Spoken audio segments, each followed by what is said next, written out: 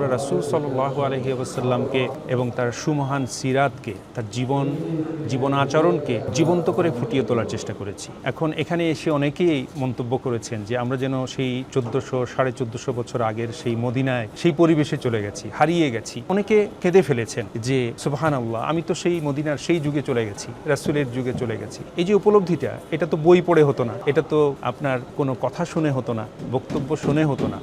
তো এটা হয়েছে যে এটা আমি যখন দেখতে পাচ্ছি, স্পর্শ করতে পারছি, তখনই সেই অনুভূতি আমি লাভ করেছি। মানে ধন সম্পদ, বিত্ত, বৈভব, ক্ষমতা, এগুলো কিন্তু সাফল্যের মাপকাঠি না। সাফল্যের মাপকাঠি কি? রাসূল ইসলাম দেখিয়ে দিয়েছেন, সেটি হচ্ছে সম্মান, ইজ্জত, এবং সেটা মিলবে কোথা থেকে? খুব সাধারণ জায়গা থেকে, যে উঠে আসবে সাধারণ জায়গা থেকেই যে সম্মান আসে। রাসূল সাল্লাল্লাহু আলাইহি ওয়াসাল্লাম তার প্রকৃষ্ট উদাহরণ, এটাই আমরা বোঝাতে চেয়েছি। একটি কূপ ছিল, যে কূপ থেকে খুব ভালো মিষ্টি পানি পাওয়া যেত। আর এই কূপের মালিক ছিল একজন ইহুদি মুসলমানদেরকে পানি দিত, কিন্তু চড়া মূল্যে সেই পানি বিক্রি করত। আর এই পানিটা মুসলমানদের জন্য ক্রয় করে খাওয়া খুব কষ্টকর ছিল। তাই রাসূলুল্লাহ সাল্লাল্লাহু আলাইহি সাল্লাম ঘোষণা করলেন যে এমন কেউ আছে যে এই কূপটা, যে কূপটির নাম হচ্ছে বীরে রুমা, এই কূপটি ক্রয় করে মুসলমানদেরকে দান করবে, যার বিনিময়ে আল্লাহ তাআলা তাকে জান্নাত দান করবেন। ওসমান রাদিয়াল্লাহু তাআলা আনহু বলেন, ইয়া রাসূলুল্লাহ, আমি এই কূপটি ক্রয় করে মুসলমানদেরকে দিতে চাই। এক্সট্রিম মশার কয়েল প্ল্যান্ট ফাইবার দিয়ে তৈরি, তাই সহজে ভাঙে না, সুগন্ধিযুক্ত ও নিরবিচ্ছিন্নভাবে জ্বলে। ডেঙ্গু, চিকুনগুনিয়া বাহি সহ যে কোনো মশার বিরুদ্ধে দেয় এক্সট্রিম সুরক্ষা। এটা আমাদের প্রত্যেকটা মুসলিমই আমরা এই আবেগটা আমি মনে করি যে হৃদয় ধারণ করি আমরা আর কি, এবং আমাদের প্রত্যেকেরই ইসলামিক জীবনধারা পালন করা উচিত। যেহেতু আজ আমরা মুসলমান, আমাদের তো একদিন মৃত্যুবরণ করতে হবে।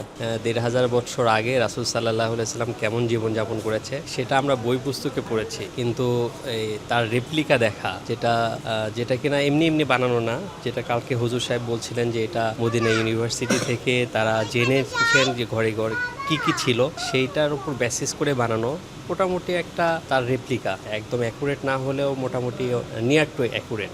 তো এটা দেখলে ওরা বুঝতে পারবে রাসূল সাল্লাল্লাহু আলাইহি সাল্লাম কি ছিল, এত মহামানব কেমন সাধারণ জীবনযাপন করেছে, এইসবের প্রতি আকৃষ্ট হবে, এই জন্যই নিয়ে আসার পর সব কিছু দেখছি বা জানছি, তো মানে চিন্তা করতে পারতাম না যে এত সুন্দর করে সাজাইছে। সেই কিতাবের পড়ার সাথে হুবাহু মিল রেখে এটা করা হয়েছে, এবং আসলে মনে হয় যে হুবাহু ওইটাই দেখতেছি, এতটা মিল আমার কাছে মনে হয় আর কি। আর এখানে আসলে অনুভূতিটাই চেঞ্জ হয়ে যায়, মানে আসলে একটা আবেগ আপ্লুত হয়ে যায়। রাসূলুল্লাহ সাল্লাল্লাহু আলাইহি ওয়াসাল্লামের, আমাদের শেষ নবী যিনি, ওনার একটা সিম্বলিক একটা, ওনার যে একটা বাসা ছিল কীরকম, যেমন ওনাদের বাসায় কোনো এসি নেই, তোমরা এখন এসি ছাড়া ঘুমোতে পারো না, একটা ফ্যান নেই। আমাদের টেম্পারেচার কত বাংলাদেশে? 30, 32, 35 ডিগ্রি, বাট এখানে 40, 45 ডিগ্রি। তার মধ্যে ওনারা দেখো এই ছাউনি দিয়ে পানি পড়তো, এই রোদের মধ্যে, গরমের মধ্যে, কোনো দেখো বেডের মধ্যে কোনো ইয়ে নেই। এটা আর্মিদের ক্যাম্প খাটের মতো, তোমার আম্মিরা যখন ক্যাম্পিং করে ক্যাম্প খাটের মতো, দেখছো ক্যাম্প খাটের মতো। এখানে মাত্র এই ছোট একটা জায়গার মধ্যে ওনারা থাকতো, একটা পানির পাত্র না, এটার উপর ওনারা ঘুমাতো। এটাই ওনাদের একটা লাইফ আর কি, লাইফ স্টাইল ছিল। ওনারা খুবই কষ্ট করে আমাদের জন্য এই দিন প্রতিষ্ঠা করছে। এটা হচ্ছে মহানবী সাল্লাল্লাহু আলাইহি ওয়াসাল্লামের একটা মেয়ে, যিনি আলী রাদিয়াল্লাহু তাআলা আনহুর ওয়াইফ ছিল, ফাতেমা রাদিয়াল্লাহু তাআলা আনহু। দেখো মেয়েদের, এই যে তোমাদের মেয়েদের ঘরে কত ড্রেসিং টেবিল থাকে, তাই না? একটা ড্রেসিং টেবিল থাকে, একটা চমৎকার বেড থাকে, এয়ার কন্ডিশন থাকে। দেখো ওনার ফ্লোরে শুয়ে আছে, দেখছো কত কষ্ট করে। ওনার কোনো ড্রেসিং টেবিল নেই, দেখছো ওনার যে বিউটি বক্স নেই কোথাও, যে সাজুগুজু করবে, কাউকে দেখাবে। ওনারা তো কাউকে দেখাতো না, খুবই দেখো সিম্পল লাইফ। এই যে মাটির পাত্রগুলোতে ওনারা পানি রাখতো, খাওয়া দাওয়া করতো, ফ্লোরে ঘুমোতো।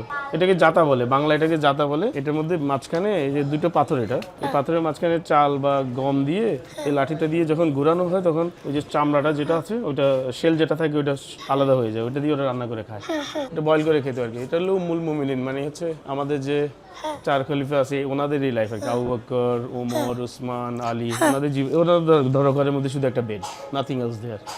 দেখছো কোনো আলমিরা নেই, কোনো কাপড় নেই, কোনো এখানে বৃষ্টি পড়তো, এখানে বৃষ্টি পড়তো।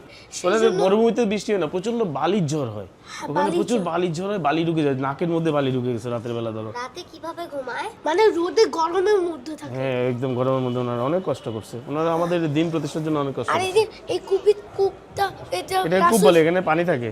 এটা হচ্ছে পানি পাত্র। আগে যেমন আমরা কি করি, ফ্রিজে পানি রাখি না, তাহলে কি হতো, ফ্রিজে পানি, ঠান্ডা পানি খাওয়ার জন্য। ওনাদের তো ফ্রিজের সিস্টেম ছিল না, এটা হচ্ছে চামড়ার তৈরি। যারা উট আছে না, ক্যামেলের যে স্কিনটা, ওইটাকে দিয়ে ওরা একটা ব্যাগ বানাইছে, পানিটা রাখলে পানিটা ঠান্ডা থাকে। এটাই হচ্ছে ওনাদের আইস বক্স বলো বা পানি রাখার একটা পাত্র। কূপ পানি হচ্ছে আগে আমাদের যেমন টিউবওয়েল থাকে বা তোমরা নল চাপলে পানি চলে আসে, রাইট? এখানে দেখেন, এখানে কূপটা দেখো, কূপটা ভেরি ইন্টারেস্টিং। এটার নিচে পানি থাকে। আল্লাহ আমাদের নিচে, আমাদের যে মাটির নিচে পানি রেখে দিয়েছে, মিষ্টি পানি রেখে দিয়েছে। এই যে এখানে যে হুইলটা দেখতেছো, এই হুইলটা দিয়ে আঙ্কেলরা এরকম করে, আগের দিনে নবী রাসূলরা, অনেক মুসলমানরা, ওনারা বা যারা ছিল তারা এরকম করে পানি নিচে বালতির মতো করে একটা বাকেট ফেলে পানিটা উঠায়, ওই পানিটা দিয়ে অনেক কষ্ট করে খেত। তোমরা এখন কি করো, একটা নল চাপলে পানি বের হয়ে গেছে, রাইট?